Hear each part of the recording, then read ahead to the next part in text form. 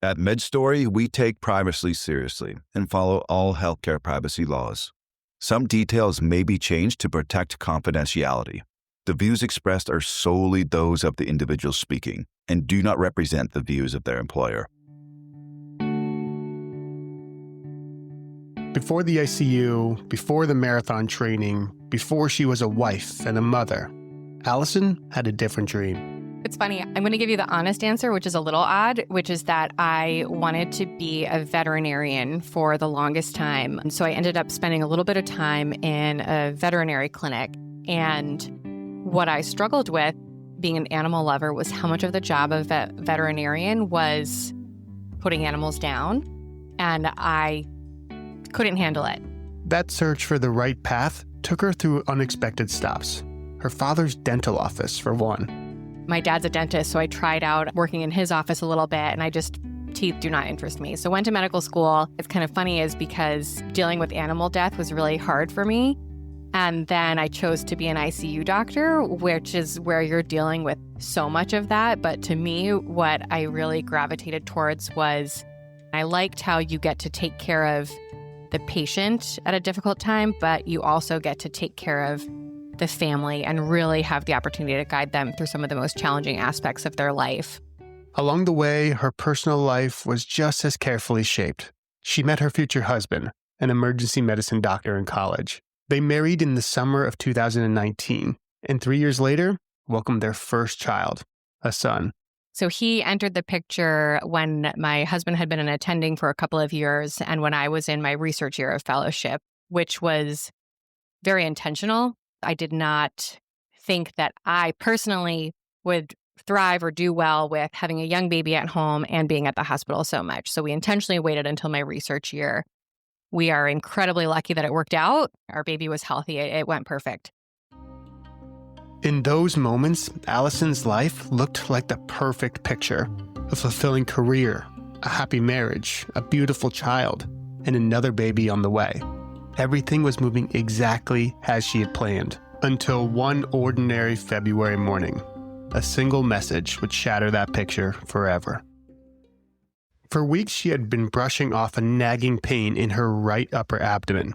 But in her gut, she knew that this wasn't just small. She had to get it checked out. It was Valentine's Day. Alison thought she knew exactly how the day would go. Their son would go to daycare, her husband off work, and a lunch date on the calendar. But before noon, she'd be staring at an MRI report that would change the course of her life. Those plans rapidly got changed because while I was in clinic seeing patients, I had 1 or 2 patients left. I got a message from the nurse practitioner at my primary care office saying, hey, when you're done seeing your patients, can you come down and chat with us about your MRI results? And now, of course, having been on the other side of that multiple times, I knew she wasn't just so excited to tell me in person that the results were fine. So I, of course, went and looked at my results, which showed multiple hepatic lesions concerning for metastatic disease. Pulled up the images myself, and there was over 20 tumors. In that moment, the meticulous control she built her life around slipped away.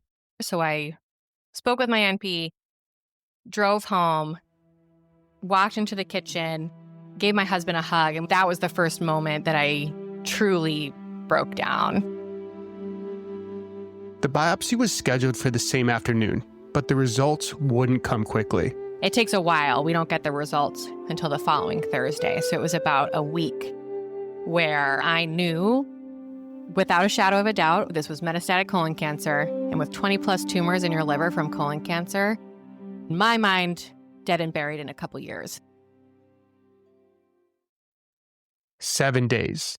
7 days of waking up with the same question.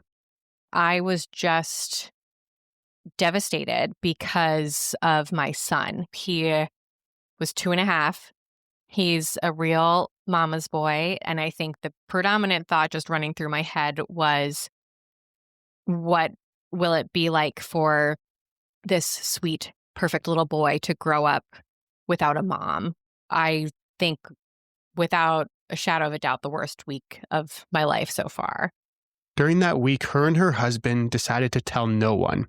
not her parents or even her closest friends. But then eventually, a diagnosis came in. I was diagnosed with a rare type of cancer called epithelioid hemangioendothelioma. I am a practicing physician, as we've talked about. I had never heard of it.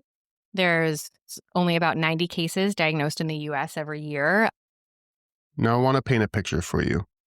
Allie is working as an ICU doctor at the time.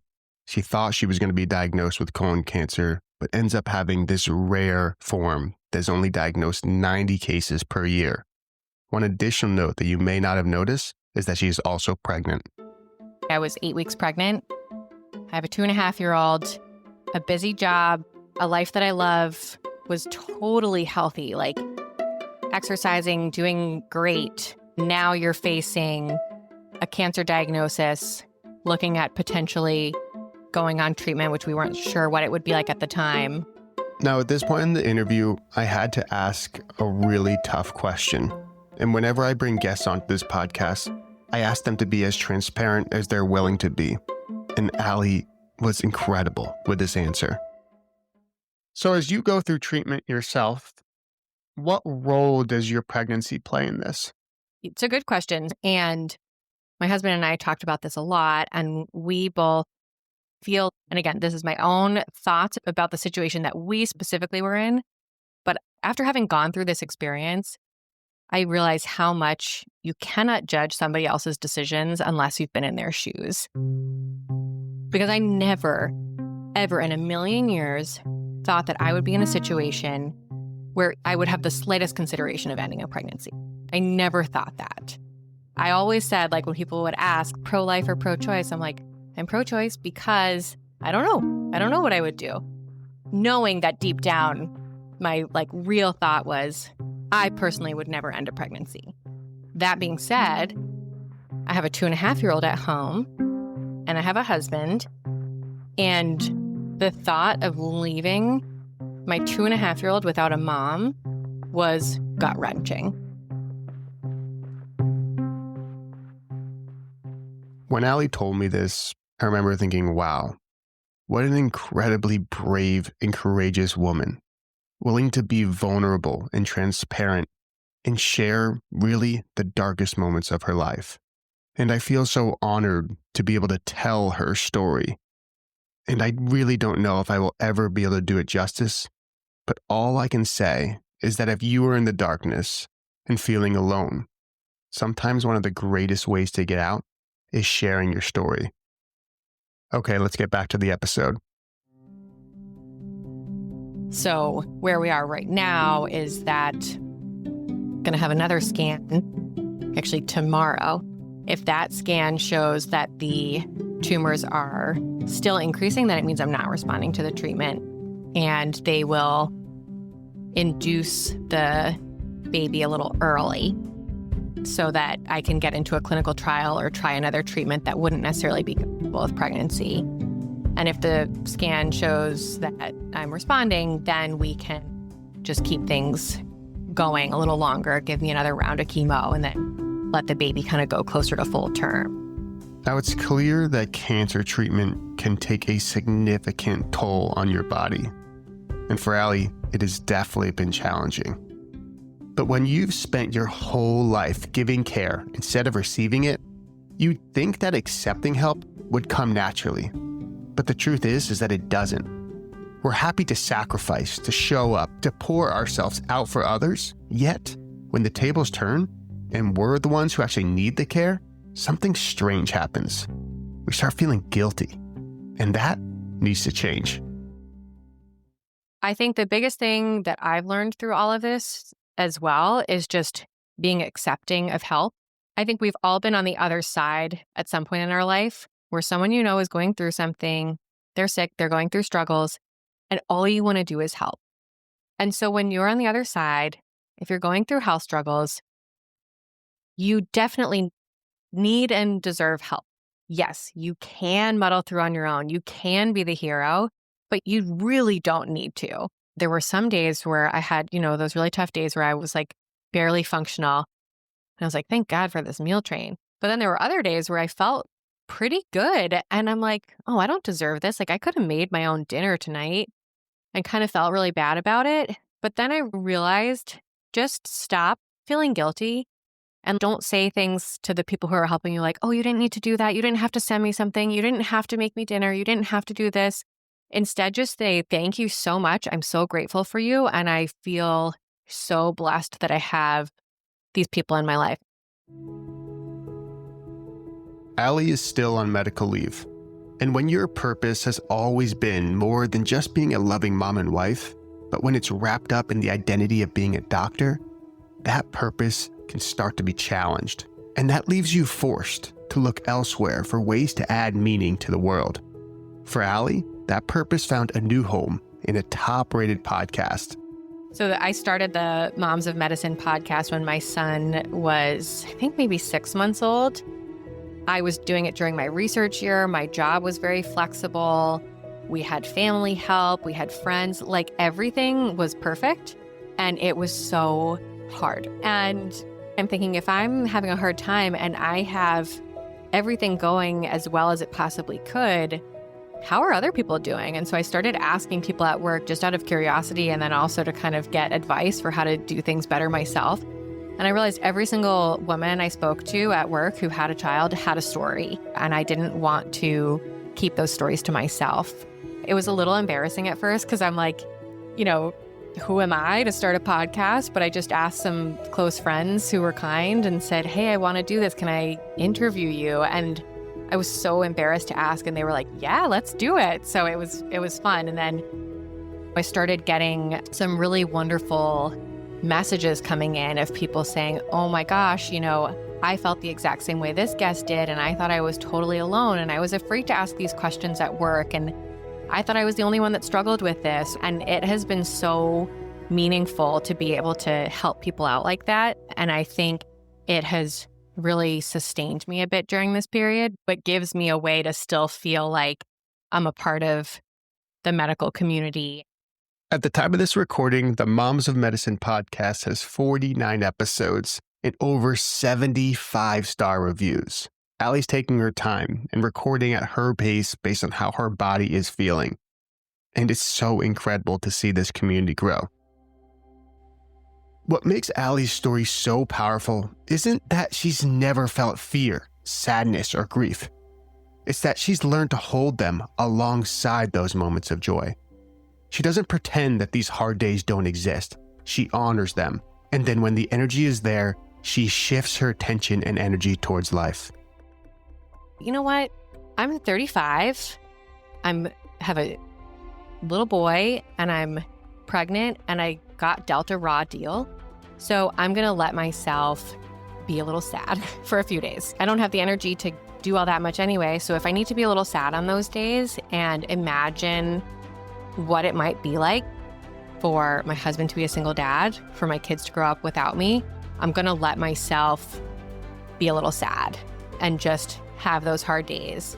Because then I know when I have the energy, I'm going to take my son to the splash pad, I'm going to have a blast, and we'll have a good time, and I'll go back to pretending that I'm going to live for 20 years. This is the balance. Not toxic positivity, not drowning in despair, but an honest rhythm between grieving what's uncertain and embracing what's here right now. Allie's scans, her treatments, the unknowns, they're all part of her reality. But so is the laughter at the splash pad, those quiet moments with her husband, and the voice that she's found in the Moms of Medicine that's now echoing in the lives of others. Her story reminds us that joy is not something you find after the storm passes. It's something you can choose, even while the clouds are still overhead. So if you've been carrying something heavy, give yourself permission to feel it. And when those moments come, take your own version of the splash pad trip. Laugh, connect, live. Because joy and grief can exist in the same breath, and that's what makes it all even more precious. And before we go, a quick check-in from Dr. Alison Trainor. I'm trying to remember when we actually spoke, but biggest update is have had a little baby since then who is almost 2 months old, which is crazy, but been a lot of fun. Oh, that's awesome. Yeah, thank you. Oh, and how's he doing? He's good. He's your typical newborn. He's wants to party all night, and then just eat, sleep, and have diaper changes. But, it's good. I'm trying to enjoy the snuggles and recognize that the sleep deprivation will get better at some point. Oh my gosh. And then so now, did that open up any other treatment options for you? Yeah. So, while I was pregnant, there were some medications that were not an option. And then also clinical trials and major surgeries were also not an option. So, kind of everything is open now, but as to where we'll go next is still a little bit up in the air. And how are you doing as far as your headspace right now? Honestly, pretty good. I think just because I'm using the vast majority of my energy to focus on Colin, which is the best distraction. Well, congratulations. I am really happy for you. Thank you so much. I appreciate it. Of course. Thanks for listening to the MedStory podcast, where we share the stories of the greatest minds in science and medicine. I'm your host, Spencer Locke, with a special thanks to our executive producer, Shina May. Our music comes from Blue Dot Sessions and the Descript Audio Library. The MedStory podcast is made possible by MedStory Studios and listeners like you. So if you'd like to support us, please leave a review. It means more than you know. And if you have a story to share or want to produce a podcast of your own, reach out to us at info@medstorymedia.com. We'll see you in the next episode.